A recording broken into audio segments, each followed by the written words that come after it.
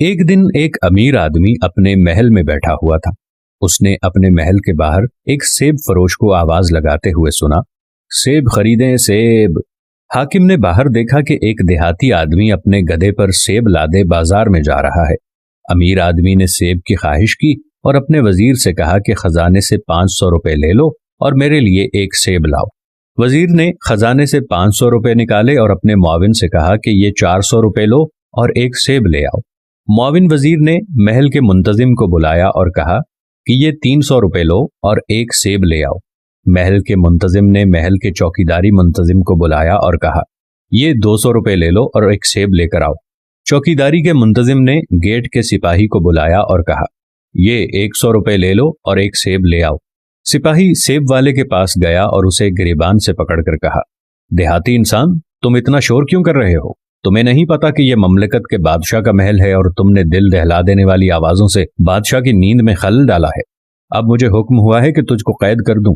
सेब फरोश महल के सिपाहियों के कदमों में गिर गया और कहा, मैंने गलती की है जनाब, इस गधे का बोझ मेरी मेहनत के 1 साल का नतीजा है।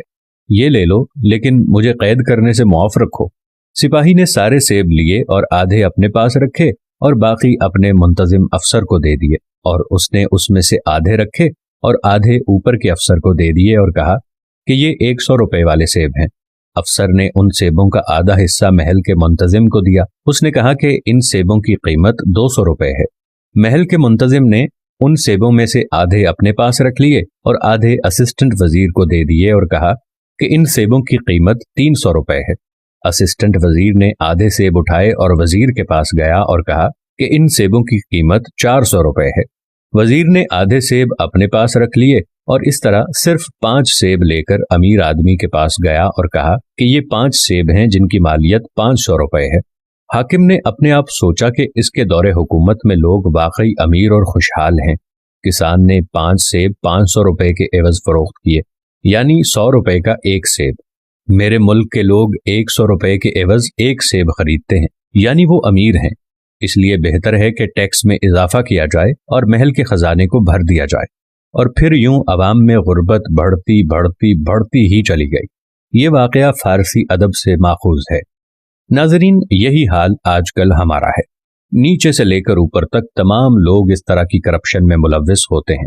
इन सब लोगों को ये पता तक नहीं कि हमारी मौत हमारे ऊपर मंडला रही है और किसी भी वक्त अल्लाह का फरिश्ता हमारा काम कर देगा।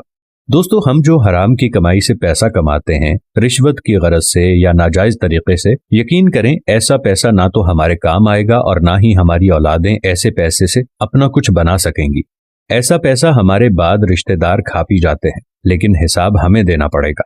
खुदारा जरा सोचिए, जिंदगी मौत की अमानत है, लेकिन इसके बावजूद अपने बैंक बैलेंस को बनाने की कोशिश में और मिल्कियत को बढ़ाने की कोशिश में दिन रात लगे रहते हैं और हराम और हलाल की तमीज तक को भूल बैठते हैं। अल्लाह ताला हम सब पर अपना रहम करे और हमें ऐसे नुमाइंदे मुंतखब करने की तौफीक अता फरमाए जो हमारे हक में बेहतर फैसले करने वाले हैं। अगर आपको ये वीडियो पसंद आए तो हुक्मरानों तक जरूर पहुंचाइएगा।